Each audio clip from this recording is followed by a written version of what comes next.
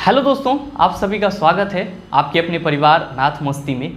मैं हूं आलोक सिंह आतिश और आज के इस वीडियो सेशन में हम लोग सबसे जटिल चैप्टर के कुछ प्रॉब्लम क्वेश्चन की बात करने वाले हैं। जी हाँ दोस्तों, हम लोग बात करने वाले हैं गुरुत्वाकर्षण के प्रॉब्लम बेस्ड क्वेश्चन की। दोस्तों, इससे संबंधित क्वेश्चन को हम लोग बना तो लेते हैं, लेकिन कंसेप्ट के पीछे हमेशा इधर उधर डामाडोल होते रहता है। तो आज के इस वीडियो सेशन में हम लोग क्वेश्चन के साथ साथ उसके कंसेप्ट को देखेंगे। हाँ, कम क्वेश्चन करेंगे लेकिन पूरी तरह से कंप्लीट क्वेश्चन करेंगे। दोस्तों, वीडियो सेशन को शुरू करने से पहले मैं आपको बता दूं, ये आपका साइंस न्यूमेरिकल स्पेशल बैच आपके योर क्लासेस ऐप पे चल रहा है, जिसका लिंक मैंने नीचे डिस्क्रिप्शन में डाल रखा है, आप जा करके चेक कर सकते हैं। और हाँ दोस्तों, अगर आप कोर्स परचेज करना चाहते हैं तो आप वहाँ पे कूपन कोड के रूप में मैथ्स मस्ती लिख सकते हैं, जो कि आपका यहाँ पे लिखा हुआ है। इससे क्या होगा कि आपको कोर्स फी में 10% का डिस्काउंट मिल जाएगा। तो आइए आज की सेशन की शुरुआत करते हैं और देखते हैं एग्जाम रिलेवेंट क्या कुछ सीख पाते हैं। आइए दोस्तों, आपका जो पहला क्वेश्चन है आज के इस सेशन का वो क्या है। क्वेश्चन नंबर 1 आप सभी देख पा रहे होंगे। आपसे पूछा है कि कैपिटल जी का यूनिट क्या होता है। कैपिटल जी का यूनिट क्या है, यही चीज़ आपसे पूछा है।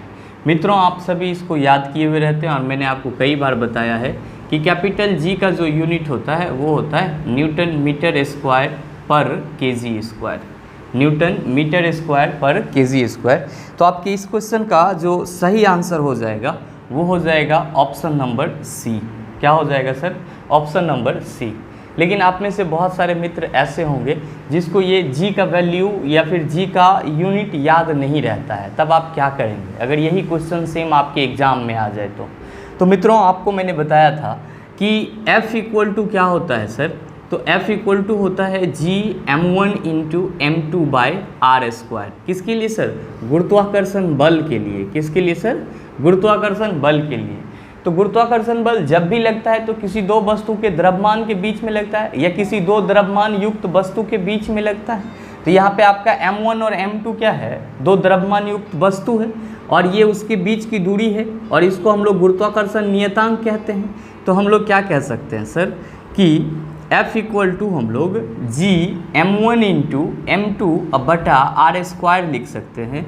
मित्रों, जब इसको क्रॉस मल्टीप्लिकेशन करेंगे तो F R square equal to G m1 into m2 हो जाता है, या फिर हम यहाँ से g निकालने का कोशिश करेंगे तो एफ आर स्क्वायर बटा m1 इंटू m2 हो जाता है। मित्रों, आप सभी को पता है कि फोर्स का यूनिट न्यूटन होता है और जो हम लोग रेडियस लेते हैं तो उसको मीटर में ही मेजर करते हैं। तो आर स्क्वायर है तो मीटर स्क्वायर हो जाएगा और मास तो आपको पता ही है केजी होता है। तो केजी गुना केजी क्या हो जाएगा सर? तो न्यूटन मीटर स्क्वायर बटा केजी स्क्वायर, और इसी को हम लोग पढ़ते हैं Newton metre square per KG square. ध्यान रखेंगे कि न्यूटन मीटर स्क्वायर पे ये हो जाएगा केजी स्क्वायर। तो अगर माइनस में 2 रहेगा तो भी ये आपका यूनिट सही है। कभी कभी मित्रों आपसे आपके एग्जाम में इसका वैल्यू भी पूछ लिया जाता है और आप सबों को पता है कि गुरुत्वाकर्षण नियतांक का जो वैल्यू होता है वो फिक्स होता है और इसका जो मान होता है वो होता है 6.67 into 10 to the power minus 11 newton metre square per KG square. और ध्यान रखेंगे कि ये मान कभी भी किसी भी जगह पे परिवर्तित नहीं होता है और ये हमेशा फिक्स रहता है। तो आपसे कभी भी अगर जी का यूनिट पूछा जाए, अगर याद रहे तो ठीक है, ना याद रहे तो गुरुत्वाकर्षण बल के फार्मूला से आप निकाल लेंगे और इसका वैल्यू याद रखेंगे आप। उम्मीद करते हैं इस चीज़ को आप समझ पाए होंगे। चलते हैं हम लोग अगले क्वेश्चन की तरफ। आपका जो दूसरे नंबर का क्वेश्चन है, ध्यान दीजिएगा क्या पूछा है आपसे कि जी का मान। तो यहाँ पे जो ये स्मॉल जी दिया हुआ है इसको हम लोग गुरुत्वीय त्वरण कहते हैं। इसको हम लोग क्या कहते हैं सर? गुरुत्वीय त्वरण कहते हैं। आपसे क्या पूछा है कि जी का मान, आपका पहला ऑप्शन दिया है विषुवत रेखा पर अधिक और ध्रुवों पर कम होता है। दूसरा ऑप्शन दिया है पृथ्वी के केंद्र की ओर जाने पर कम होता है। तीसरा ऑप्शन दिया है पृथ्वी की सतह से ऊपर जाने पर बढ़ता है। और चौथा ऑप्शन आपका दिया है कि नियत रहता है, कांस्टेंट रहता है। और आपको बताना है इसमें से कौन सा ऑप्शन सही है। मित्रों, अगर हम ऑप्शन ए पर विचार करें तो यहाँ पे उल्टा दिया हुआ है, क्योंकि आप सबों को पता है कि जी का वैल्यू जो है जी का वैल्यू जो है मैक्सिमम कहाँ पे होता है, अधिकतम कहाँ पे होता है, तो आप कहेंगे सर ध्रुव पे होता है। कहाँ पे होता है सर, ध्रुव पे होता है।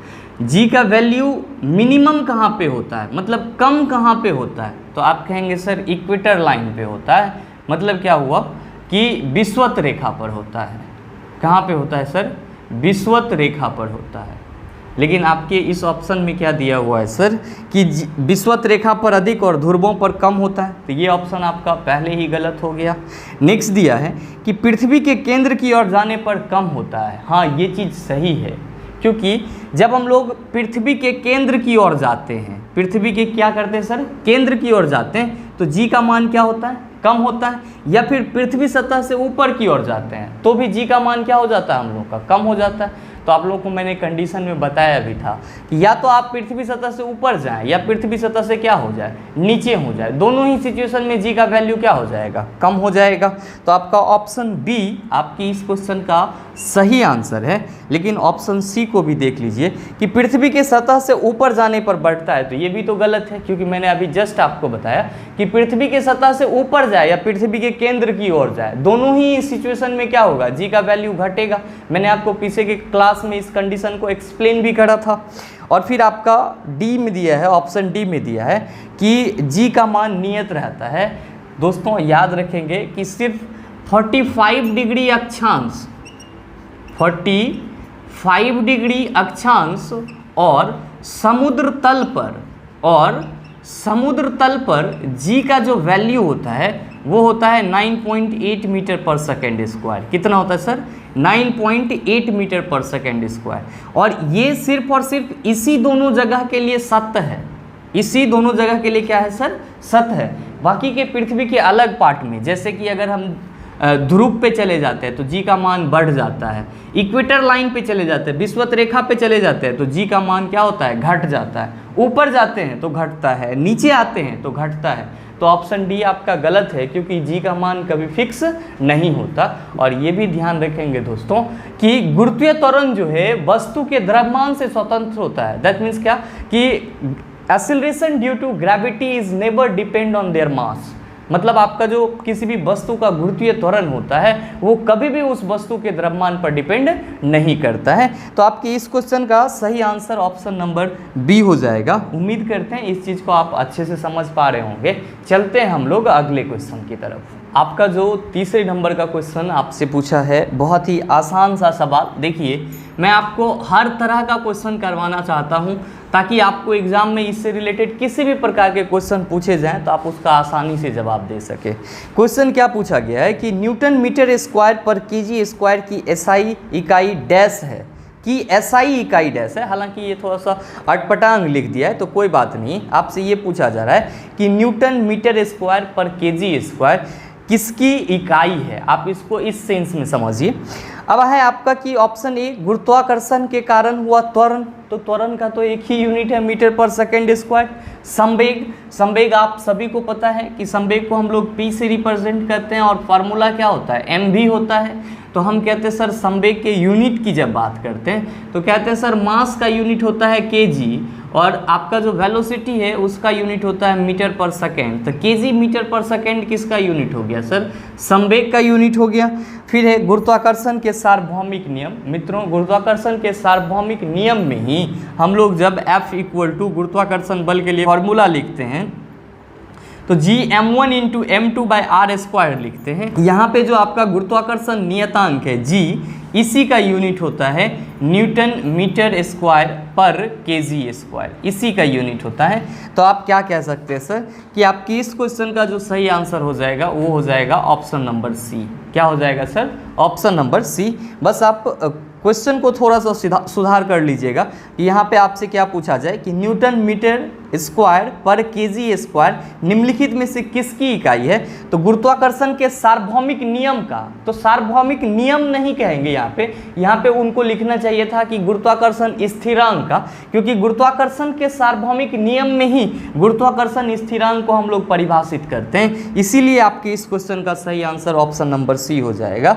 जबकि मित्रों अगर हम दबाव की बात करेंगे, प्रेशर की बात करेंगे, प्रेशर जिसको हम लोग दाब कहते हैं, तो दाब का जो फॉर्मूला होता है तो हम लोग कहते हैं सर प्रति एकांक क्षेत्रफल पर लगने वाला बल दाब कहलाता है। मतलब P इक्वल टू क्या हो जाता है सर, फोर्स अब बटा एरिया, या हम लोग इसको हिंदी में बल अब बटा क्षेत्रफल कहते हैं। बल का यूनिट मित्रों न्यूटन होता है, एरिया का यूनिट मीटर स्क्वायर होता है। तो न्यूटन पर मीटर स्क्वायर किसका यूनिट हो जाता है सर, तो दाब का यूनिट हो जाता है, प्रेशर का यूनिट हो जाता है। चलते हैं दोस्तों हम लोग अगले क्वेश्चन की तरफ।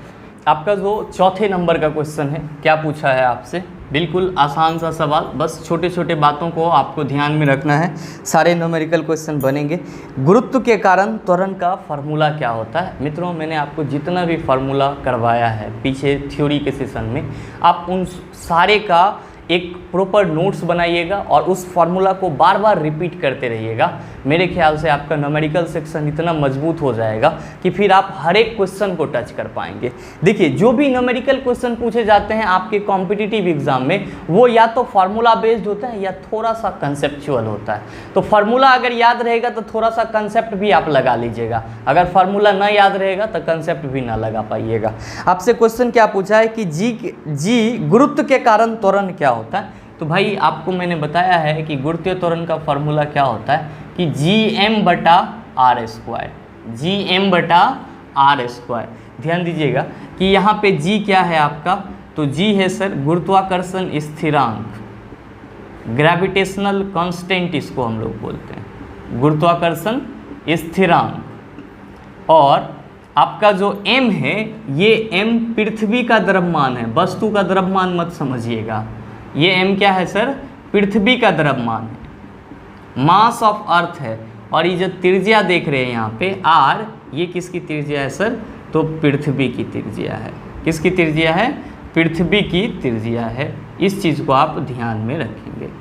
अब देखिए यहाँ पे आपको एक और बात ध्यान में रखना चाहिए कि गुरुत्वीय त्वरण जो है, नोट करके आप लिख भी सकते हैं कि G जो है वस्तु के द्रव्यमान पर निर्भर नहीं करता है, वस्तु के द्रव्यमान पर निर्भर नहीं करता है, द्रव्यमान पर निर्भर नहीं करता है।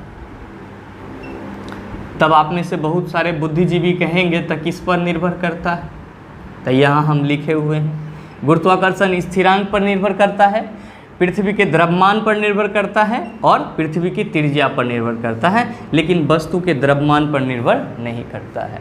मित्रों आप सभी ने G का वैल्यू याद कर रखा है पहले से, या तो हम लोग 9.8 मीटर पर सेकेंड स्क्वायर लेते हैं या फिर 10 मीटर पर सेकेंड स्क्वायर लेते हैं।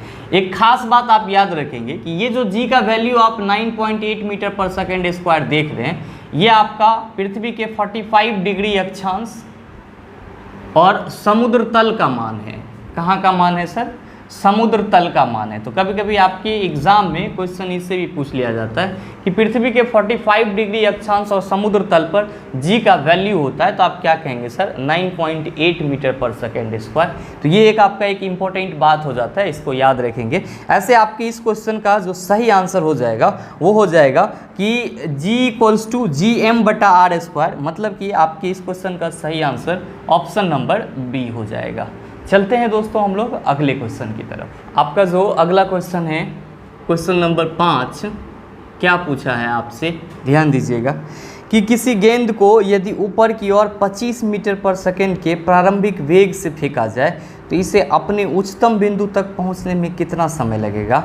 G का मान 10 मीटर पर सेकेंड लिया जा सकता है। मित्रों बहुत ही आसान सा सवाल है, आप इसको चाहें तो चुटकी में बना सकते हैं, लेकिन एक बार इसको समझ लीजिए। क्या कह रहा है क्वेश्चन कि किसी गेंद को यदि ऊपर की ओर 25 मीटर पर सेकेंड के प्रारंभिक वेग से फेंका जाए, कि मान लीजिए कि ये आपका कोई बॉल है यहाँ पे रखा हुआ, ठीक है, इसको हम ऊपर की ओर फेंक रहे हैं। किस स्पीड से सर, तो ऊपर की ओर फेंक रहे हैं प्रारंभिक वेग u = 25 मीटर पर सेकेंड से। 25 मीटर पर सेकेंड से क्या कर रहे हैं सर, ऊपर की ओर फेंक रहे हैं। दोस्तों जब ये ऊपर की ओर जाएगा तो एक ऐसा सिचुएशन होगा कि ये यहाँ पे रुक जाएगा कुछ देर के लिए, मतलब थोड़े से समय के लिए, और फिर वो क्या हो जाएगा कि यहाँ पे एक मैक्सिमम हाइट पर पहुँचेगा और फिर वहाँ से ये नीचे आना शुरू हो जाएगा, फॉल होना शुरू हो जाएगा। मतलब क्या कि ये ऊपर जा रहा है 25 मीटर पर सेकेंड के वेग से। यहाँ पे किसी क्षण इसकी जो वेग होगी, जब ये रुकेगा उस समय इसकी वेग क्या हो जाएगी सर, 0 हो जाएगी। क्या हो जाएगी सर, 0 हो जाएगी। तो आपसे क्या क्वेश्चन पूछा है कि जब वस्तु इस बॉल को 25 मीटर पर सेकेंड के वेग से ऊपर फेंका जाएगा तो कहता है कि उच्चतम बिंदु पर पहुंचने में कितना समय लेगा। मतलब क्या कि जब ये यहाँ से चला तो यहाँ इसका भी क्या हो गया सर, कोई तो ऐसा क्षण होगा ना, जैसे हम किसी चीज़ को ऐसे ऊपर फेंके और फिर कहते सर नीचे चला आया। तो मैंने आपको बताया था कि गुरुत्व के अधीन जब किसी वस्तु को ऊपर की ओर फेंकते हैं तो वो क्या होता है, पहले अपने महत्तम ऊंचाई को कवर करता है, फिर वहाँ पे उसकी वेग 0 हो जाती है और फिर वो क्या होता है, नीचे की ओर आना शुरू हो जाता है।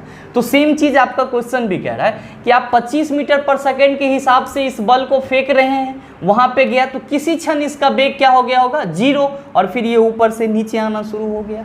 ध्यान दीजिए आपके इस क्वेश्चन में क्या क्या डाटा दिया हुआ है। आपके इस क्वेश्चन में ये भी कहा गया है कि आप जी का जो वैल्यू लेंगे मित्रों वो कितना लेंगे, तो 10 मीटर पर सेकेंड स्क्वायर लेंगे। ध्यान दीजिएगा कि जब तक आपका जी का वैल्यू 10 मीटर पर सेकेंड या और कुछ ना कहा जाए तब तक आप 9.8 मीटर पर सेकेंड स्क्वायर ही मानेंगे जी का वैल्यू। तो अब देखिए कि आपके इस क्वेश्चन में यू दिया हुआ है, भी दिया हुआ है और जी दिया हुआ है। आपसे क्या पूछा है कि महत्तम ऊंचाई, मतलब यहाँ मान लीजिए कि अगर इसका मैक्सिमम हाइट है तो यहाँ तक पहुँचने में इसको टाइम कितना लगा, यहाँ तक पहुँचने में इसको टाइम कितना लगा।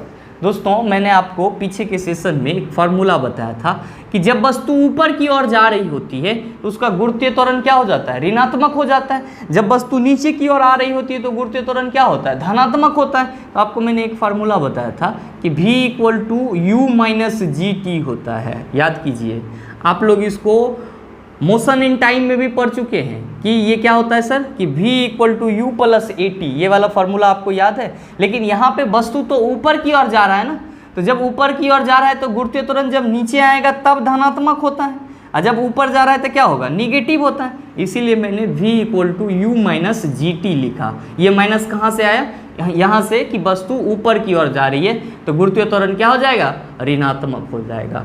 आइए अब वैल्यू पुट करते हैं इस फॉर्मूला में।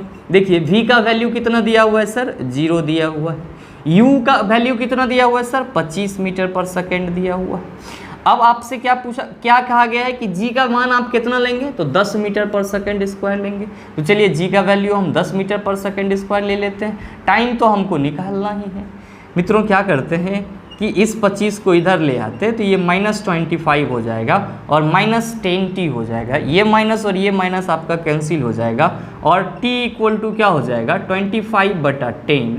मतलब क्या कि 2.5 सेकेंड आपको टाइम लगेगा।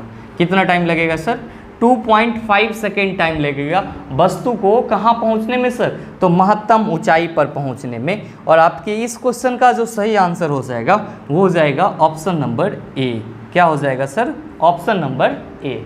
उम्मीद करते हैं ये चीज़ आप समझ पा रहे होंगे। चलते हैं हम लोग अगले क्वेश्चन की तरफ। आपका जो अगला क्वेश्चन है 6ठे नंबर का क्वेश्चन, ध्यान दीजिएगा क्या पूछा है आपसे। क्वेश्चन ये पूछा है कि निम्न में से किस स्थान पर गुरुत्वीय त्वरण 0 होता है। पहला आपका दिया है समुद्र स्तर पर। अभी जस्ट मैंने आपको बताया कि जब भी आपको सी लेवल पे पूछे तो आपका आंसर कितना होगा, 9.8 मीटर पर सेकेंड स्क्वायर होगा। ध्रुवों पर पूछे, पोल पर पूछे तो क्या होगा सर, अधिकतम, ध्रुवों पर अधिकतम। और नेक्स्ट भूमध्य रेखा पर पूछे। अब देखिए ये भूमध्य रेखा से बहुत लोग कंफ्यूज हो जाते हैं। भाई भूमध्य रेखा का मतलब क्या हुआ कि पृथ्वी के बीच से, भू मतलब भूमि, मध्य मतलब बीच, तो भूमि के बीच से जाने वाली रेखा। और इसी भूमध्य रेखा को हम लोग विषुवत रेखा भी बोलते हैं, इंग्लिश में इक्वेटर लाइन भी बोलते हैं। तो भूमध्य रेखा पर क्या होता है सर, न्यूनतम होता है। क्या होता है, न्यूनतम होता है। और पृथ्वी के केंद्र पर पूछ रहा है तो पृथ्वी के केंद्र पर क्या हो जाता है सर, पृथ्वी के केंद्र पर क्या हो जाता है सर, 0 हो जाता है। अब आप कहेंगे कि सर आप ये चीज़ तो बताएं ना। बताएं भैया कि जब वस्तु पृथ्वी के सतह से ऊपर जाए या फिर नीचे जाए तो जी का मान क्या हो जाता है, घट जाता है। और पृथ्वी के केंद्र पर जब जाता है तो जी का मान क्या हो जाता है, 0 हो जाता है। अब आप कहेंगे कैसे हो जाता है। मैंने आपको किसी भी वस्तु को पृथ्वी के सतह से नीचे गहराई में जाने के लिए एक फार्मूला बताया था कि जब आपका कोई वस्तु पृथ्वी सतह से नीचे आए तब जो गुरुत्वीय त्वरण का मान होता है g इक्वल टू क्या हो जाता है, g इंटू 1 - h/r बताया था। ये फार्मूला मैंने आपको बताया था। और जब ऊपर जाता है तो 2h/re हो जाता है। re मतलब पृथ्वी की त्रिज्या है। ये चीज़ आपको याद रहना चाहिए। अब आपसे क्या पूछा गया कि पृथ्वी के केंद्र पे जा रहा है, मतलब क्या कि गहराई में जा रहा है। तो हम अगर यहाँ पे इस चीज़ को सॉल्व करने के लिए कि कैसे जीरो होता है, इसको ऐसे लिख दें कि g' equal to g into 1 - पृथ्वी के केंद्र की ओर जा रहा है, मतलब गहराई में जा रहा है। तो ये जो ऊंचाई हम माने हैं, ऊंचाई सेंस लेकर के, इसी को हम गहराई कह सकते हैं क्या? ऑब्वियसली कह सकते हैं, क्योंकि ऊंचाई h जो है वो एक प्रकार का दूरी ही है। तो हम यहाँ पे g' equal to g into 1 - यहाँ पे ऊंचाई को ऊंचाई ना बोल करके केंद्र की ओर जा रहा है तो गहराई बोल दिए, तो d डेप्थ हो गया।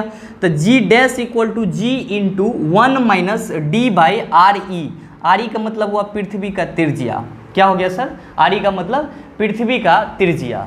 दोस्तों जब आप लोग पृथ्वी के केंद्र पर जाएंगे तो वहाँ पे जो उसका गहराई होगा वो पृथ्वी के त्रिज्या के बराबर हो जाता है। आप क्या लिख सकते हैं सर कि पृथ्वी के केंद्र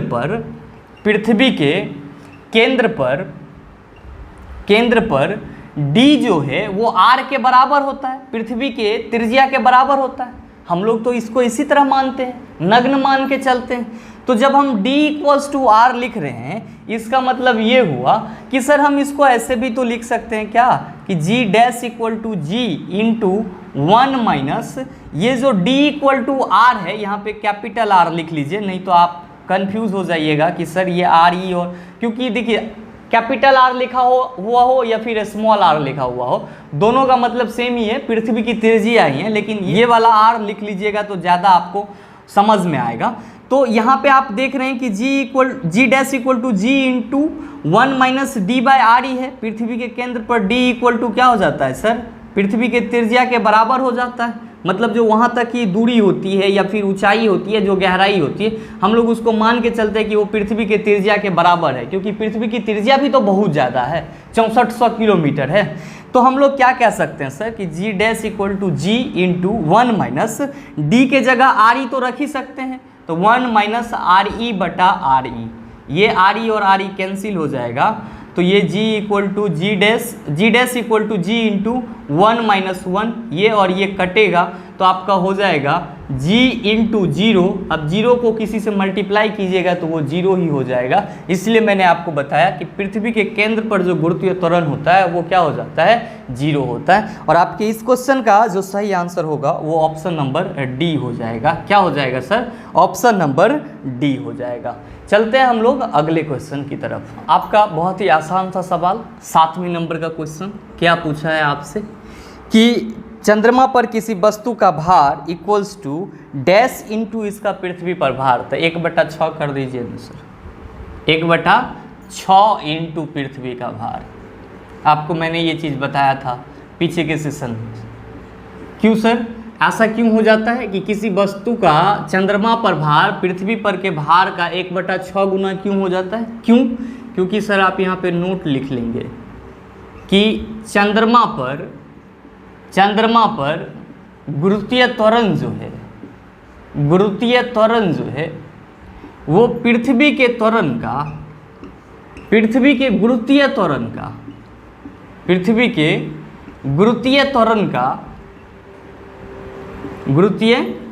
का 1/6 गुना होता है, 1/6 गुना होता है।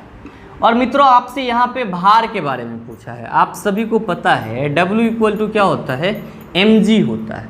तो किसी विशेष स्थान के लिए जहाँ पे g का वैल्यू क्या हो जाता है? कांस्टेंट होता है, वहाँ पे वस्तु का भार वस्तु के द्रव्यमान के समानुपाती होता है। लेकिन जब आपका विशेष जगह नहीं दिया हो, जैसे कि आपका पृथ्वी का सतह नहीं दिया हुआ हो, किसी और जगह की आपसे बात करा जाए, तब आप क्या कहेंगे कि चूंकि ये मास कांस्टेंट होता है तो भार जब भी डिपेंड करता है तो किस पे डिपेंड करता है, गुरुत्वीय त्वरण पे डिपेंड करता है। अगर गुरुत्वीय त्वरण बढ़ेगा तो क्या होगा, भार भी बढ़ेगा, और अगर गुरुत्वीय त्वरण घटेगा तो भार भी क्या होगा, घटेगा। तो आपके इस क्वेश्चन का जो सही आंसर हो जाएगा वो हो जाएगा ऑप्शन नंबर सी। क्या हो जाएगा सर, ऑप्शन नंबर सी। दोस्तों उम्मीद करते हैं कि यहाँ तक के सारे क्वेश्चन को आप अच्छे से समझ पाए होंगे। अगर नहीं समझे होंगे तो उसको आप एक दो बार बनाने का प्रैक्टिस कीजिएगा, जैसे मैं आपको सॉल्व करके बताया हूँ सारी चीज़ों का। इसके बाद हम लोग इस पे और भी क्वेश्चन करेंगे, लेकिन उसको हम लोग अगले सेशन में करेंगे। मिलते हैं हम लोग फिर अगले वीडियो सेशन में, तब तक के लिए best of luck, thank you, have a nice day.